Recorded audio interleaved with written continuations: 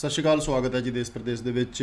ਅੱਜ ਅਸੀਂ pioneer immigration ਤੋਂ ਡਾਕਟਰ ਰਵੀ ਗਰਗ ਜਿਨ੍ਹਾਂ ਨੂੰ ਸੱਦਾ ਦਿੱਤਾ, ਜਿਹਦੇ ਵਿੱਚ ਅਸੀਂ 5-6 ਟੌਪਿਕ ਬੜੇ ਅਹਿਮ ਨੇ ਜਿਹੜੇ ਡਿਸਕਸ ਕਰਨ ਵਾਲੇ ਨੇ। ਇੱਕ ਤਾਂ ਹੈ ਕਿ ਵਿਦਿਆਰਥੀਆਂ ਨੂੰ ਗਾਈਡੈਂਸ ਕਿਵੇਂ ਮਿਲੇ। ਇੱਕ ਸੈਮੀਨਾਰ ਜਿਹੜਾ ਹੈਗਾ ਉਹ ਲੜੀਵਾਰ ਸ਼ੁਰੂ ਕਰਨ ਜਾ ਰਿਹਾ ਪਾਇਨੀਅਰ, ਔਰ ਇਹਦੇ ਵਿੱਚ ਖਾਸ ਤੌਰ 'ਤੇ ਜਿਹੜੇ ਬੱਚੇ ਨੇ ਸੋਚਦੇ ਨੇ ਕਿ ਜੀ ਅਸੀਂ ਅਗਲੇ ਸਾਲ ਜਾਣਾ ਜਾਂ ਉਸ ਤੋਂ ਅਗਲੇ ਸਾਲ ਜਾਣਾ ਹੈ, ਕਿ ਫਿਊਚਰ ਦੇ ਵਿੱਚ ਕੈਨੇਡਾ ਦਾ ਵੀਜ਼ਾ ਖੁੱਲ੍ਹਾ ਰਹੇਗਾ, ਕੀ 5.5 'ਤੇ ਲਾਉਣ ਵਾਲੇ ਵਿਦਿਆਰਥੀ ਕਦੇ ਕੈਨੇਡਾ ਜਾ ਪਾਉਣਗੇ ਇੱਕ ਮੋਡਿਊਲ ਦੇ ਵਾਲੇ, ਕਿ ਬਹੁਤ ਸਾਰੇ ਪਰਿਵਾਰਾਂ ਦੇ ਵਿੱਚ ਹੁੰਦਾ ਹੈ ਕਿ ਅਸੀਂ ਉਹ ਕਾਲਜ ਲੈ ਲਈਏ ਜਿੱਥੇ ਥੋੜ੍ਹਾ ਜਿਹਾ ਫੀਸ ਪੱਖੋਂ ਬਚਾ ਰਹੇ, ਘੱਟ ਲੱਗੇ, ਪੀਟੀ ਯੂਨੀਵਰਸਿਟੀਆਂ ਦੇ ਦਾਖਲੇ, ਹੋਰ ਬੜੇ ਸਾਰੇ ਅਹਿਮ ਜਿਹੜੇ ਸਵਾਲ ਨੇ ਕਿ ਜਦੋਂ ਅਸੀਂ ਚਲੇ ਜਾਂਦੇ ਹਾਂ PR ਦੇ ਵਿੱਚ ਜਿਹੜੀਆਂ ਦਿੱਕਤਾਂ ਆਉਂਦੀਆਂ ਨੇ ਉਸ ਚੀਜ਼ ਦਾ ਹੈਗਾ।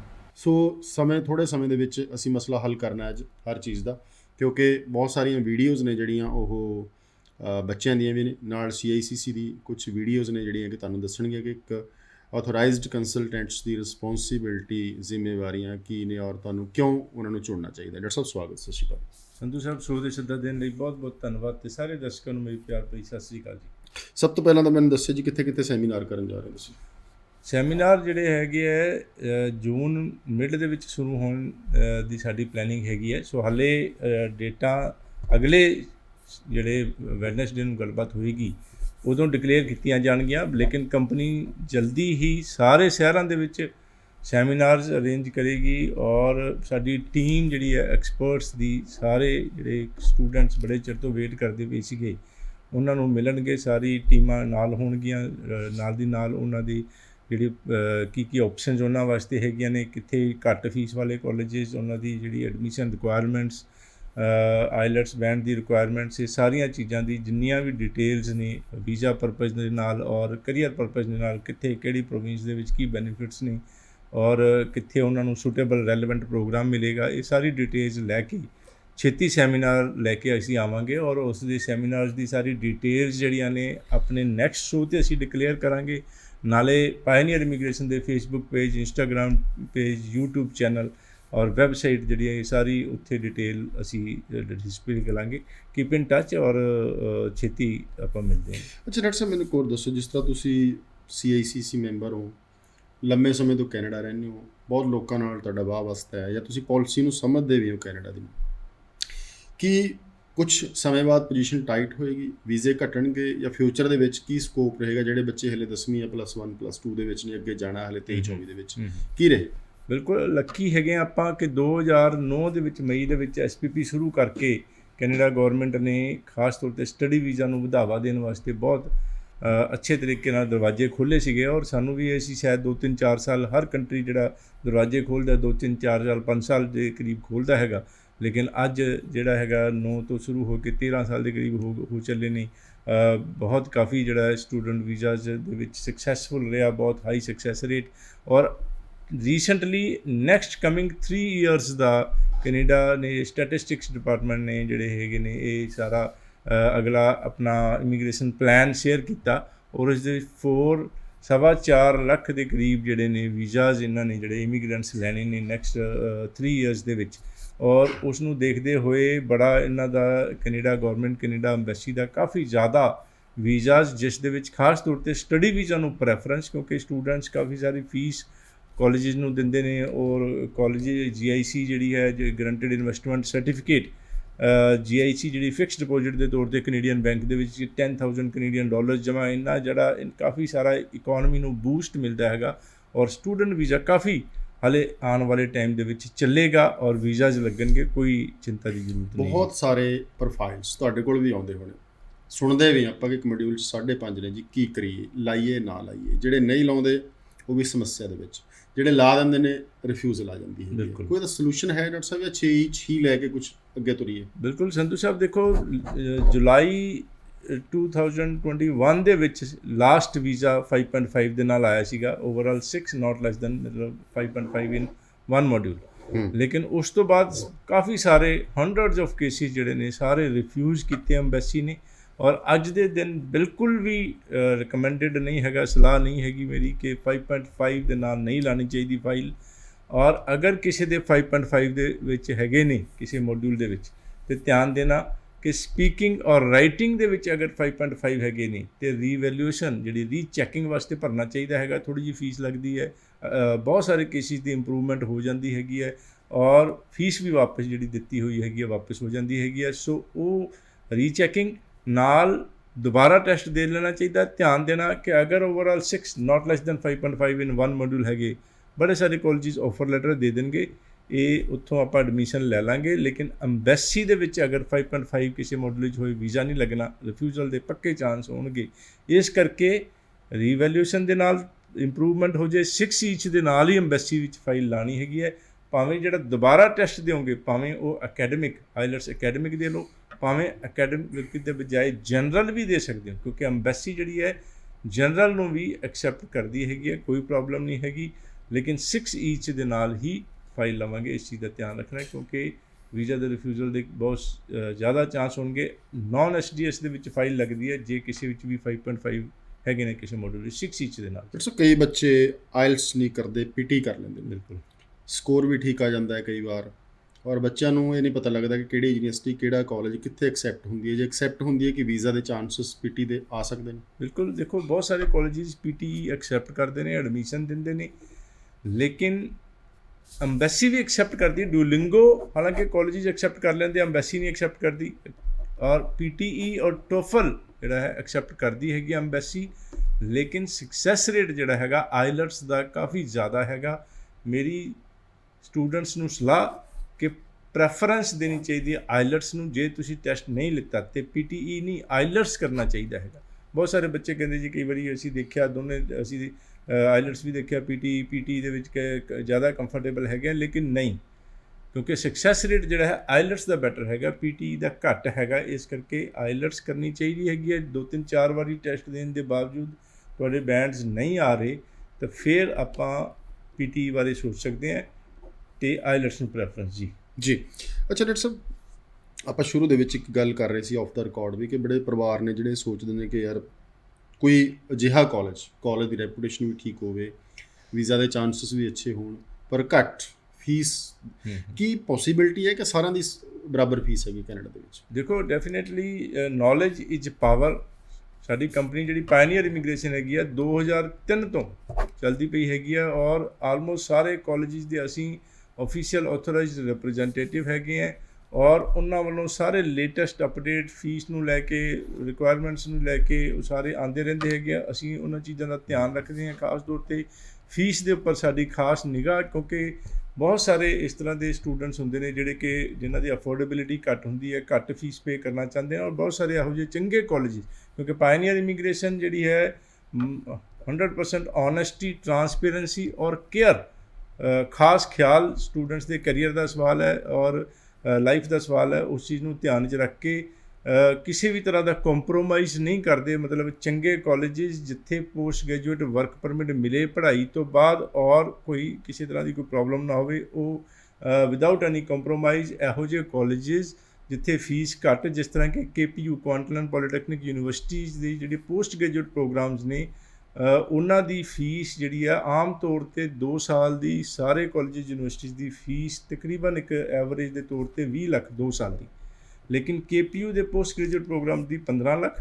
ਇਸੇ ਤਰੀਕੇ ਨਾਲ ਲੈਂਪਟਨ ਦੇ ਪੋਸਟ ਗ੍ਰੈਜੂਏਟ ਪ੍ਰੋਗਰਾਮ ਜ਼ਿਆਦਾਤਰ 2 ਸਾਲ ਦੇ ਨੇ। 4th ਸਮੈਸਟਰ ਕੋਪ ਹੈਗਾ, ਔਰ ਜਿਸ ਦੀ ਫੀਸ ਵੀ ਨਹੀਂ ਦੇਣੀ, ਦਾ ਮਤਲਬ ਇਹ ਕਿ 2 ਸਾਲ ਦੀ ਫੀਸ 20 ਲੱਖ ਦੇ ਬਜਾਏ 15 ਲੱਖ। ਇਸੇ ਤਰ੍ਹਾਂ CBU Cape Breton university 4th semester co-op post graduate programs ਦਾ, ਔਰ ਉਸ ਦੀ ਫੀਸ ਨਹੀਂ ਦੇਣੀ, ਦਾ ਮਤਲਬ 20 ਲੱਖ ਦੇ ਬਜਾਏ 15 ਲੱਖ। ਇਸੇ ਤਰ੍ਹਾਂ NBCC New Brunswick community college post secondary programs ਦੀ ਵੀ ਫੀਸ ਜਿਹੜੀ ਹੈ 20 ਲੱਖ ਦੇ ਬਜਾਏ 15 lakh. CNC college of New Caledonia Prince George British Columbia ਦੇ ਵਿੱਚ, ਉਸ ਦੀ ਵੀ even post secondary post graduate ਸਾਰੇ ਪ੍ਰੋਗਰਾਮ ਦੀ ਫੀਸ ਜ਼ਿਆਦਾਤਰ 15 ਲੱਖ। ਸੋ ਇਹ ਸਾਰੇ ਇਹੋ ਜਿਹੇ ਪਬਲਿਕ ਗੌਰਮੈਂਟ ਵਧੀਆ ਕਾਲਜਿਸ ਜਿੱਥੇ ਪੋਸਟ ਗ੍ਰੈਜੂਏਟ ਵਰਕ ਪਰਮਿਟ ਵੀ ਮਿਲਣਾ ਹੈਗਾ ਪੜ੍ਹਾਈ ਤੋਂ ਬਾਅਦ, ਔਰ ਨੋ ਕੰਪਰੋਮਾਈਜ਼, ਔਰ ਫੀਸ ਕਾਫੀ ਘੱਟ। ਇਸੇ ਤਰੀਕੇ ਨਾਲ ਥੋੜ੍ਹੇ ਜਿਹੇ ਮੈਂ ਨਾਂ ਲਿੱਤੇ ਹੈਗੇ ਸਾਡੇ ਆਫਿਸਿਸ ਜਿੰਨੇ ਵੀ ਹੈਗੇ ਨੇ, ਚੰਡੀਗੜ੍ਹ, ਮੋਹਾਲੀ, ਲੁਧਿਆਣਾ, ਮੋਗਾ, ਫਿਰੋਜ਼ਪੁਰ, ਅੰਮ੍ਰਿਤਸਰ, ਜਲੰਧਰ, ਬਠਿੰਡਾ, ਬਰਨਾਲਾ, ਉੱਥੇ ਜਾ ਕੇ ਖਾਸ ਤੌਰ 'ਤੇ ਤੁਸੀਂ ਵੈਸੇ ਮਿਲਣ ਚਲੇ ਜਾਓ ਜਾਂ ਸੈਮੀਨਾਰਸ ਦੇ ਵਿੱਚ ਸਾਡੀ ਟੀਮਾਂ ਹੋਣਗੀਆਂ, ਉੱਥੇ ਉਸ ਦੇ ਵਿੱਚ ਤੁਸੀਂ ਇਹ ਸਾਰੀਆਂ ਡਿਸਕਸ਼ਨਸ ਕਰ ਸਕਦੇ ਹੋ। ਕਿੱਥੇ ਤੁਹਾਡੇ ਜਿਹੜਾ ਪ੍ਰੀਵੀਅਸ ਐਜੂਕੇਸ਼ਨ ਸਟੂਡੈਂਟ ਦੀ ਕੀ ਹੈਗੀ ਹੈ, ਉਸ ਦੇ ਨਾਲ ਦਾ ਰੈਲੇਵੈਂਟ ਪ੍ਰੋਗਰਾਮ ਜਿਸ ਦੇ ਵਿੱਚ ਵੀਜ਼ਾ ਚਾਂਸਿਸ ਵੀ ਆਏ ਹੋਣ, ਕੈਰੀਅਰ ਚਾਂਸਿਸ ਵੀ ਬੈਟਰ ਹੋਣ, ਔਰ ਉਹ ਜਿਹੜਾ ਹੈਗਾ ਕਿਹੜੇ ਕਾਲਜ 'ਚ ਕਿਹੜੇ ਕੋਰਸ ਦੇ ਵਿੱਚ ਫੀਸ ਘੱਟ ਹੋਏਗੀ, ਵੀਜ਼ਾ ਚਾਂਸਿਸ ਵਧੀਆ ਹੋਣਗੇ, ਸਾਰੀਆਂ ਡਿਸਕਸ਼ਨਸ ਵੈਲਕਮ ਹੈ। ਡਾਕਟਰ ਸਾਹਿਬ ਕਿਊਬਿਕ ਬਾਰੇ ਕੁਝ ਕਹਿਣਾ ਚਾਹੁੰਦੇ ਹੋ? ਪਹਿਲਾਂ ਬਿਲਕੁਲ ਨਹੀਂ ਜਾਂਦੇ ਸੀ ਬੱਚੇ, ਫਿਰ ਇੱਕਦਮ ਹੜ੍ਹ ਆ ਗਿਆ, ਬਿਲਕੁਲ ਫਿਰ ਪ੍ਰੋਬਲਮ ਆਈ, ਸਭ ਨੂੰ ਪਤਾ ਹੈ, ਫਿਰ ਪਿੱਛੇ ਹਟ ਗਏ। ਕਿ ਇੰਨਾ ਮਾੜਾ ਕਿਊਬਿਕ ਜਾਂ ਇੰਨਾ ਬੂਮ ਕਿਉਂ ਆਇਆ, ਜਾਂ ਕੋਈ ਸਹੀ ਤਰੀਕੇ ਦਾ ਰਸਤਾ ਤਾਂ ਹੋਊਗਾ ਨਾ? ਬਿਲਕੁਲ, ਦੇਖੋ ਸੰਧੂ ਸਾਹਿਬ, ਕਿਊਬੈਕ ਦਾ ਬਹੁਤ ਵੱਡਾ ਮਸਲਾ ਪਿਛਲੇ ਟਾਈਮ ਤੋਂ ਚੱਲਦਾ ਰਿਹਾ, ਕਾਫੀ ਲੰਬੇ ਟਾਈਮ ਤੱਕ ਚੱਲਿਆ ਹੋਇਆ। ਕਿ ਕਿਊਬੈਕ ਨੇ ਵੀ, ਕਿਊਬੈਕ ਗੌਰਮੈਂਟ ਨੇ ਵੀ ਕਿਊਬੈਕ ਨੂੰ ਪ੍ਰਮੋਟ ਕਰਨ ਵਾਸਤੇ ਬੜੀ ਸਾਰੀ ਫੈਸਿਲਿਟੀਜ਼ ਦੇ ਦਿੱਤੀਆਂ। ਤਕਰੀਬਨ ਕੋਈ $840 ਦੀ ਇਸ ਤਰ੍ਹਾਂ ਦਾ ਸਕੋਲਰਸ਼ਿਪ ਸ਼ੁਰੂ ਕੀਤਾ ਸੀਗਾ ਕਿ ਅਗਰ ਉਹ ਆ ਕੇ ਕਿਊਬੈਕ ਵਿੱਚ ਪੜ੍ਹਦੇ ਨੇ ਔਰ ਇੰਗਲਿਸ਼ ਲੈਂਗੁਏਜ ਦੀ ਕਲਾਸਿਸ, ਫਰੈਂਚ ਲੈਂਗੁਏਜ ਦੀਆਂ ਕਲਾਸਿਸ ਸ਼ੁਰੂ ਕਰਦੇ ਨੇ, ਅਤੇ ਫਰੈਂਚ ਦੀ ਜਿਹੜੀ ਹੈ ਫੀਸ ਵੀ ਨਹੀਂ ਲਿੱਤੀ ਜਾਏਗੀ, ਔਰ ਤਾਂ ਕਿ ਉਹਨਾਂ ਨੂੰ ਕੰਮ ਨਾ ਕਰਨਾ ਪਏ, ਉਸ ਦੇ ਬਦਲੇ ਵਿੱਚ ਫਰੈਂਚ ਦੀਆਂ ਕਲਾਸਿਸ ਲਾਉਣ, ਔਰ ਉਹਨਾਂ ਨੂੰ $840 ਦੇ ਕਰੀਬ ਦੇ ਬੈਨੀਫਿਟਸ ਦਿੱਤੇ ਜਾ ਰਹੇ ਸੀਗੇ। PR ਵੀ ਸੌਖੀ ਸੀ ਕਿਊਬੈਕ ਦੇ ਵਿੱਚ ਪੜ੍ਹ ਕੇ, ਕਾਫੀ ਸਾਰੇ ਬੈਨੀਫਿਟਸ ਕਰਕੇ ਬੜੇ ਸਾਰੇ ਸਟੂਡੈਂਟਸ ਅਟਰੈਕਟ ਹੋਏ। ਔਰ ਜਿਸ ਤਰ੍ਹਾਂ ਸੰਧੂ ਸਾਹਿਬ ਤੁਸੀਂ ਜ਼ਿਕਰ ਕੀਤਾ ਕਿ ਹੜ੍ਹ ਦੀ ਤਰ੍ਹਾਂ ਕਿਊਬੈਕ ਦੇ ਵਿੱਚ ਬਹੁਤ ਸਾਰੇ ਲੋਕ ਜਾਣ ਲੱਗ ਗਏ। ਅਨਫੋਰਚੂਨੇਟਲੀ ਪ੍ਰੋਬਲਮ ਕੀ ਹੋਈ ਕਿ ਉੱਥੇ ਦੇ ਕਾਲਜਿਸ ਨੇ ਇਹ ਦੇਖਿਆ ਕਿ ਐਡਮਿਸ਼ਨਸ ਜਿੰਨੀਆਂ ਤੱਕ ਉਹਨਾਂ ਨੂੰ ਗੌਰਮੈਂਟ ਨੇ ਅਲਾਉਡ ਕੀਤੀਆਂ ਸੀ, ਥੋੜ੍ਹੀ ਜਿਹੀ ਵੱਧ ਐਡਮਿਸ਼ਨਾਂ ਕਰ ਦਿੱਤੀਆਂ। ਉਸ ਚੀਜ਼ ਨੂੰ ਲੈ ਕੇ ਔਰ ਕੁਝ ਉਹਨਾਂ ਦੇ ਅਕਾਊਂਟਿੰਗ ਮੈਟਰਸ ਨੂੰ ਲੈ ਕੇ, ਜਿਸ ਤਰ੍ਹਾਂ ਕਿ ਕਿਊਬੈਕ ਗੌਰਮੈਂਟ ਚਾਹੁੰਦੀ ਸੀਗੀ ਕਿ ਇੱਕ ਸਮੈਸਟਰ ਦੀ ਫੀਸ ਲਿੱਤੀ ਜਾਵੇ, ਲੇਕਿਨ SDS ਦੇ ਅੰਡਰ ਕੈਨੇਡਾ ਐਮਬੈਸੀ ਜਿਹੜੀ ਹੈਗੀ ਆ ਉਹ ਕਹਿੰਦੀ ਸੀਗੀ, ਉਹਦੇ 'ਚ ਰੂਲ ਦੇ ਮੁਤਾਬਕ 2 ਸਮੈਸਟਰ ਜਾਂ 1 ਸਾਲ ਦੀ ਫੀਸ ਜ਼ਰੂਰੀ ਸੀਗੀ, ਅਤੇ ਕਾਲਜਿਸ ਨੇ 1 ਸਾਲ ਦੀ ਫੀਸ ਲੈ ਲਈ। ਸੋ ਉਹਨਾਂ ਗੱਲਾਂ ਨੂੰ ਲੈ ਕੇ ਉਹਨਾਂ ਦੇ CAQ ਪਹਿਲਾਂ ਬੈਨ ਕਰ ਦਿੱਤੇ। ਉਹਨਾਂ ਨੇ ਕੋਰਟ ਦੇ ਵਿੱਚ ਕਾਲਜਿਸ ਨੇ 10 ਕਾਲਜਿਸ ਨੇ ਬੈਨ ਦੀ ਜਿਹੜੀ ਹੈ ਉਸ ਦੇ ਅਗੇਂਸਟ ਰਿਕੁਐਸਟ ਕੀਤੀ, ਉਹ ਬੈਨ ਜਿਹੜਾ ਖਤਮ ਹੋ ਗਿਆ। ਉਸ ਤੋਂ ਬਾਅਦ ਕਿਊਬੈਕ ਮਿਨਿਸਟਰੀ ਨੇ IRCC ਨਾਲ ਗੱਲਬਾਤ ਕੀਤੀ। IRCC ਨੇ ਉਹਨਾਂ ਨੂੰ ਜਿਹੜਾ ਰਿਜ਼ਲਟਸ 1.5 ਸਾਲ ਬੱਚਿਆਂ ਦੇ ਰਿਜ਼ਲਟ ਨਹੀਂ ਦਿੱਤੇ, ਬਾਅਦ ਦੇ ਵਿੱਚ ਜ਼ਿਆਦਾਤਰ ਰਿਫਿਊਜ਼ਲਾਂ ਦਿੱਤੀਆਂ, 90% ਰਿਫਿਊਜ਼ਲਸ, ਔਰ ਬਾਅਦ ਦੇ ਵਿੱਚ ਰਿਫੰਡ ਅਸੀਂ ਪਾਏ ਕਾਲਜਿਸ ਦੇ ਵਿੱਚ, ਅਤੇ 10 ਕਾਲਜਿਸ ਦੀ ਜ਼ਿਆਦਾ ਮੇਨ ਪ੍ਰੋਬਲਮ ਸੀ ਇਹ, ਔਰ ਉਹਨਾਂ 10 ਦੇ ਵਿੱਚੋਂ 3 ਕਾਲਜਿਸ ਨੇ ਬੈਂਕਰਪਸੀ ਫਾਈਲ ਕਰ ਦਿੱਤੀ, ਕਿਉਂਕਿ ਇਹ ਸਾਰੇ ਮਸਲੇ ਕਰਕੇ ਕੋਰੋਨਾ ਦੇ ਵਿੱਚ 2-2.5 ਸਾਲ ਦੇ ਵਿੱਚ ਬੱਚੇ ਉੱਥੇ ਪੜ੍ਹਨ ਨਹੀਂ ਜਾ ਪਾਏ। ਲੰਬੀ ਪ੍ਰੋਸੈਸਿੰਗ ਟਾਈਮ ਉਹਨਾਂ ਨੇ ਫਾਈਲਾਂ ਐਮਬੈਸੀ ਨੇ ਰੋਕ ਲਿੱਤੀਆਂ, ਬਾਅਦ ਦੇ ਵਿੱਚ ਜ਼ਿਆਦਾਤਰ ਰਿਫਿਊਜ਼ਲਾਂ ਕਰ ਦਿੱਤੀਆਂ, ਅਤੇ 3 ਕਾਲਜਿਸ ਨੇ ਬੈਂਕਰਪਸੀ ਵੀ ਫਾਈਲ ਕਰ ਦਿੱਤੀ। ਇਹ ਸਿਰਫ ਕੈਨੇਡਾ ਦੀ ਹਿਸਟਰੀ ਦੇ ਵਿੱਚ ਸਾਡਾ ਜਿਹੜਾ ਹੈ 20 ਸਾਲ ਮੈਨੂੰ ਇਸ ਫੀਲਡ ਵਿੱਚ ਹੋ ਗਏ ਨੇ। ਇਸ ਦੇ ਇਲਾਵਾ ਪਹਿਲਾਂ ਵਾਲੇ ਵੀ ਜਿਹੜੇ ਸਾਡਾ ਅਸੀਂ ਹਿਸਟਰੀ 'ਚ ਗਏ ਹੈਗੇ ਆ, ਅਤੇ ਉਹ ਇਹੋ ਜਿਹਾ ਕਦੇ ਨਹੀਂ ਹੋਇਆ। ਲੇਕਿਨ ਪਹਿਲੀ ਵਾਰ ਜਿਹੜੇ 3 ਕਾਲਜਿਸ ਨੇ ਜਿਹੜੀ ਬੈਂਕਰਪਸੀ ਫਾਈਲ ਕੀਤੀ, ਉਹਨਾਂ ਬੱਚਿਆਂ ਦੇ ਜਿਨ੍ਹਾਂ ਦੇ ਰਿਫਿਊਜ਼ਲਸ ਹੋਈਆਂ ਸੀ, ਉਹਨਾਂ ਦੇ ਰਿਫੰਡਸ ਵੀ ਰੁਕੇ ਹੋਏ ਨੇ, ਨਹੀਂ ਆਏ। ਅਤੇ ਇਹ ਪ੍ਰੋਬਲਮ ਹਾਲੇ ਵੀ ਜਿਹੜੀ ਮੈਂ ਪਰਸਨਲੀ ਦੇਖਦਾ ਹੈਗਾ, ਕਿਊਬੈਕ ਦਾ ਸਕਸੈਸ ਰੇਟ ਕੰਪੈਰੀਟਿਵਲੀ ਕਾਫੀ ਘੱਟ ਹੈਗਾ। ਬੈਟਰ ਟੂ ਅਵੋਇਡ, ਹਾਲੇ ਮਾਹੌਲ ਠੀਕ ਨਹੀਂ ਲੱਗਦਾ ਪਿਆ, ਔਰ ਅਸੀਂ ਡੈਫੀਨੇਟਲੀ ਜਿੱਥੇ ਕੋਈ ਪ੍ਰੋਬਲਮ ਹੋਏ ਤਾਂ ਉਸ ਨੂੰ ਅਵੋਇਡ ਕਰਨ ਦੀ ਕੋਸ਼ਿਸ਼ ਕਰਨੀ ਚਾਹੀਦੀ ਹੈ ਜੀ। ਕੁਛ ਅਸੀਂ ਵਾਅਦਾ ਕੀਤਾ ਸੀ ਤੁਹਾਡੇ ਨਾਲ ਕਿ ਵੀਡੀਓਜ਼ ਦਿਖਾਵਾਂਗੇ ਤੁਹਾਨੂੰ ਬੱਚਿਆਂ ਦੀ, ਔਰ CICC ਦੀ ਜਿਹੜੀ ਵੀਡੀਓ ਰਿਕਮੈਂਡਡ ਵੀਡੀਓ ਵੀ ਦਿਖਾਵਾਂਗੇ। ਔਰ ਉਸ ਤੋਂ ਬਾਅਦ 2 ਇੰਪੋਰਟੈਂਟ ਸਵਾਲ ਕਿ 1 ਸਾਲ ਦਾ ਕੋਰਸ +2 ਜਾਂ ਪੋਸਟ ਗ੍ਰੈਜੂਏਟ ਲੈਵਲ 'ਤੇ ਲੈ ਕੇ ਜਾਣਾ ਸਹੀ ਹੈ ਜਾਂ ਗਲਤ ਹੈ। ਇਸ ਤੋਂ ਇਲਾਵਾ ਵੱਡਾ ਸ਼ਹਿਰ ਅਤੇ ਛੋਟਾ ਸ਼ਹਿਰ ਕੀ ਫ਼ਰਕ ਹੈ ਪੜ੍ਹਾਈ ਦਾ, PR ਦਾ ਅਤੇ ਕੰਮ ਦਾ, ਇਹਨਾਂ ਵੀਡੀਓਜ਼ ਤੋਂ ਬਾਅਦ।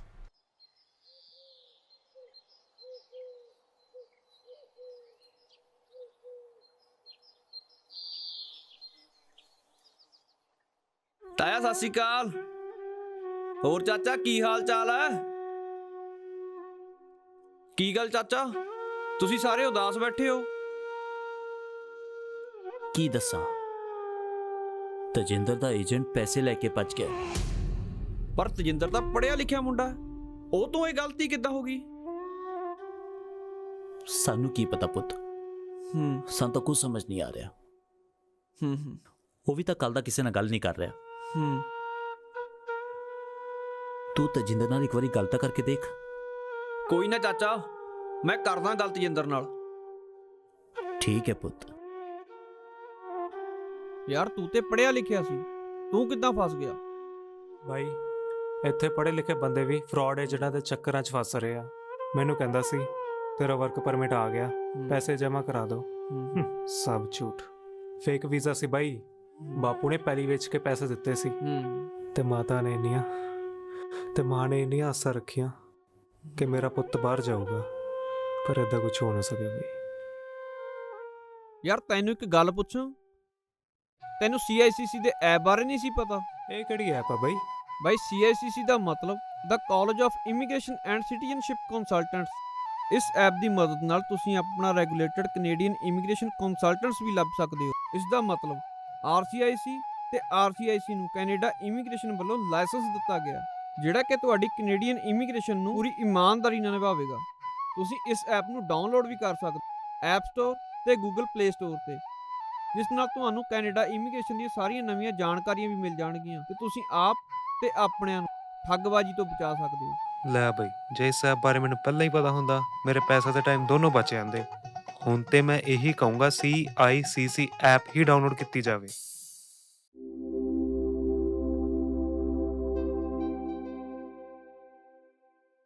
Hello everyone, my name is Anamika.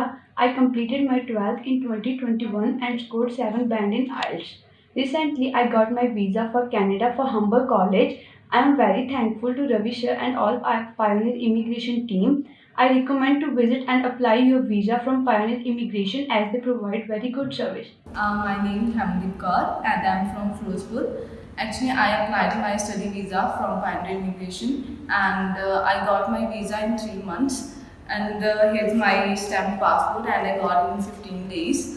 All the staff members are very polite and they are very cooperative. Thank you to Mr. Ravi Garg and for the best service. I must say that all of you that visit here and get the beautiful result from here. Thank you so much. So video ਸੀਗੀ ਜੀ, video ਤੋਂ ਬਾਅਦ ਇੱਕ ਵਾਰ doctor ਸਾਹਿਬ ਫਿਰ ਤੁਹਾਡੇ ਵੱਲ ਆਉਂਦੇ ਹਾਂ ਜੀ। ਕਿਊਬਿਕ ਦੀ ਆਪਾਂ ਗੱਲ ਕਰ ਰਹੇ ਸੀ। ਸੰਧੂ ਸਾਹਿਬ, ਜਿਹੜੀ ਕਿਊਬੈਕ ਦੀ ਗੱਲ ਚੱਲੀ ਸੀਗੀ, ਇਹ ਜਿਹੜੇ ਜਿਨ੍ਹਾਂ ਦੇ ਰਿਫੰਡਸ ਕੁਝ ਸਟੂਡੈਂਟਸ ਦੇ ਰੁਕੇ ਹੋਏ ਨੇ 3 ਕਾਲਜਿਸ ਦੇ, CDE ਕਾਲਜ ਹੈਗਾ, M ਕਾਲਜ ਹੈਗਾ ਔਰ CCSQ ਹੈਗਾ। ਇਹ ਸਟੂਡੈਂਟਸ ਜਿਹੜੇ ਨੇ ਕਈ ਵਾਰੀ ਸੋਚਦੇ ਨੇ ਕਿ ਕੰਸਲਟੈਂਟ ਦਾ ਕਸੂਰ ਹੈ ਕਿ ਕਾਲਜ ਦਾ, ਕਿੱਥੇ ਪ੍ਰੋਬਲਮ ਆਈ। ਲੇਕਿਨ ਕੰਸਲਟੈਂਟਸ ਇੰਡੀਆ ਵਿੱਚ ਜਿੰਨੇ ਵੀ ਕੰਸਲਟੈਂਟ ਪੰਜਾਬ ਦੇ ਵਿੱਚ, ਉਹ ਰੱਬ ਨੂੰ ਹਾਜ਼ਰ ਨਾਜ਼ਰ ਮੰਨ ਕੇ ਇਹ ਗੱਲ ਹੈਗੀ ਹੈ ਕਿ ਕੰਸਲਟੈਂਟਸ ਦਾ 1% ਵੀ ਕਸੂਰ ਨਹੀਂ, ਕਿਉਂਕਿ ਇਹ ਸਾਰੀ ਕਿਊਬੈਕ ਦੀ ਫੈਸਿਲਿਟੀਜ਼ ਦੇ ਕਰਕੇ ਸਟੂਡੈਂਟਸ ਵੀ ਅਟਰੈਕਟ ਹੋ ਰਹੇ ਸੀਗੇ। ਇਹ ਸਾਰੇ college post graduate work permit ਵੀ ਅਲਾਉਡ ਹੈ। ਕੈਨੇਡਾ ਵੱਲੋਂ ਪ੍ਰੋਬਲਮ ਨਹੀਂ, ਬੱਚੇ ਵੀ ਖੁਸ਼ ਸੀ। ਬਿਲਕੁਲ, ਹੁਣ ਏਜੰਟ ਵੱਲੋਂ ਜਾਂ ਕੰਸਲਟੈਂਟ ਦੀ ਤਾਂ ਕੋਈ ਪ੍ਰੋਬਲਮ ਨਹੀਂ ਕ੍ਰੀਏਟ ਕੀਤੀ। ਬਿਲਕੁਲ, ਔਰ ਨਾ ਹੀ ਕੰਸਲਟੈਂਟ ਨੇ ਪੈਸੇ ਲਏ। ਅਕਾਊਂਟ ਦੇ ਵਿੱਚੋਂ ਸਟੂਡੈਂਟਸ ਨੇ ਆਪਣੇ ਅਕਾਊਂਟ 'ਚ ਸਿੱਧੇ ਕਾਲਜ ਦੇ ਅਕਾਊਂਟ ਵਿੱਚ ਟ੍ਰਾਂਸਫਰ ਕੀਤੇ ਔਰ ਉੱਥੇ ਦੀ ਫੈਡਰਲ ਕੋਰਟ ਆਫ ਜਿਹੜੀ ਹੈ ਉੱਥੇ ਉਹਦੇ ਜਿਹੜੀ ਹੈ ਕਿਊਬੈਕ ਦੇ ਵਿੱਚ ਇਹ ਮਾਮਲਾ ਜਿਹੜਾ ਬੈਂਕਰਪਸੀ ਉਹਨਾਂ ਨੇ ਫਾਈਲ ਕੀਤੀ। ਸਾਰਾ ਕੁਝ ਵੈਬਸਾਈਟ 'ਤੇ ਅਵੇਲੇਬਲ ਹੈਗਾ ਔਰ ਇਸ ਦੇ ਵਿੱਚ ਕਾਲਜਿਸ ਦੇ ਦਾ ਫਾਲਟ ਹੈਗਾ, ਜਿਸ ਤਰ੍ਹਾਂ ਕਿ ਬੈਂਕਰਪਸੀ ਦੇ ਕਾਰਨ ਕਰਕੇ ਕੰਸਲਟੈਂਟਸ ਦਾ ਬਿਲਕੁਲ ਕਸੂਰ ਨਹੀਂ ਹੈਗਾ ਔਰ ਇਸ ਨੂੰ ਆਪਸ ਦੇ ਵਿੱਚ ਮਿਊਚੁਅਲ ਅੰਡਰਸਟੈਂਡਿੰਗ ਦੇ ਨਾਲ ਧਿਆਨ ਨਾਲ ਗੱਲਬਾਤ ਹੋਈ। 1 ਮਿੰਟ ਦਾ ਸਮਾਂ ਡਾਕਟਰ ਸਾਹਿਬ, ਸਿਰਫ 1 ਮਿੰਟ ਦਾ ਬਚਿਆ ਸਾਡੇ ਕੋਲ। 1 ਸਾਲ ਦਾ ਕੋਰਸ, ਚਾਹੇ ਉਹ ਅੰਡਰ ਗ੍ਰੈਜੂਏਟ ਹੈ ਜਾਂ ਪੋਸਟ ਗ੍ਰੈਜੂਏਟ ਲੈਵਲ ਹੈਗਾ, ਕੀ ਸਹੀ ਹੈ ਜਾਂ ਗਲਤ ਹੈ? ਬਿਲਕੁਲ 1 ਸਾਲ ਦਾ ਕੋਈ ਪ੍ਰੋਬਲਮ ਨਹੀਂ ਹੈ। 1 ਸਾਲ ਦਾ ਕੋਰਸ ਲੈ ਕੇ ਸਟੂਡੈਂਟਸ ਜਾ ਸਕਦੇ ਨੇ। ਪੋਸਟ ਸੈਕੰਡਰੀ ਜਿਹੜਾ ਹੈਗਾ 12ਵੀਂ ਤੋਂ ਬਾਅਦ ਬੜੇ ਘੱਟ ਨੇ 1 ਸਾਲ ਦੇ ਕੋਰਸ, ਜ਼ਿਆਦਾਤਰ 2 ਸਾਲ ਦੇ ਹੀ ਨੇ ਔਰ ਪ੍ਰੈਫਰੇਬਲੀ 2 ਸਾਲ ਦਾ ਹੀ ਲੈ ਕੇ ਜਾਣਾ ਚਾਹੀਦਾ ਹੈਗਾ। ਲੇਕਿਨ ਗ੍ਰੈਜੂਏਸ਼ਨ ਤੋਂ ਬਾਅਦ 70-80% ਪ੍ਰੋਗਰਾਮਸ ਹੈ ਹੀ 1 ਸਾਲ ਦੇ ਨੇ ਅਵੇਲੇਬਲ ਕਾਲਜਿਸ ਦੇ ਵਿੱਚ ਔਰ ਉਹ ਲੈ ਕੇ ਜਾ ਸਕਦੇ ਨੇ ਸਟੂਡੈਂਟਸ, ਕੋਈ ਪ੍ਰੋਬਲਮ ਨਹੀਂ। 1 ਸਾਲ ਦਾ ਲੈ ਲਓ ਜਾਂ 2 ਸਾਲ ਦਾ ਲੈ ਲਓ, ਲੇਕਿਨ ਇਹ ਧਿਆਨ ਰੱਖਣਾ ਹੈ ਕਿ ਜੇ ਆਪਾਂ 1 ਸਾਲ ਦਾ ਕੋਰਸ ਲੈ ਕੇ ਜਾਂਦੇ ਹਾਂ ਤੇ ਉੱਥੇ ਜਾ ਕੇ 1 ਸਾਲ ਦਾ ਕੋਰਸ ਹੋਰ ਲੈ ਲੈਣਾ ਹੈ, ਤਾਂ ਕਿ 1+1 ਦਾ ਮਤਲਬ 1 ਸਾਲ ਦਾ ਕੋਰਸ ਲੈ ਕੇ ਗਏ, 1 ਸਾਲ ਦਾ ਹੋਰ 3 ਸਾਲ ਦਾ ਵਰਕ ਪਰਮਿਟ ਫਿਰ ਮਿਲੇਗਾ। ਜੇ 1 ਸਾਲ ਦੇ ਕੋਰਸ ਤੋਂ ਬਾਅਦ ਵਰਕ ਪਰਮਿਟ ਲੈ ਲਿਆ ਤਾਂ ਉਹ 1 ਸਾਲ ਦਾ ਮਿਲੇਗਾ, ਜਿਸ ਦੇ ਵਿੱਚ PR ਦੀ ਦਿੱਕਤ ਹੋ ਵੀ ਸਕਦੀ ਹੈ, ਨਹੀਂ ਵੀ ਹੋ ਸਕਦੀ, ਲੇਕਿਨ ਅਵੋਇਡ ਕਰਨਾ ਹੈਗਾ।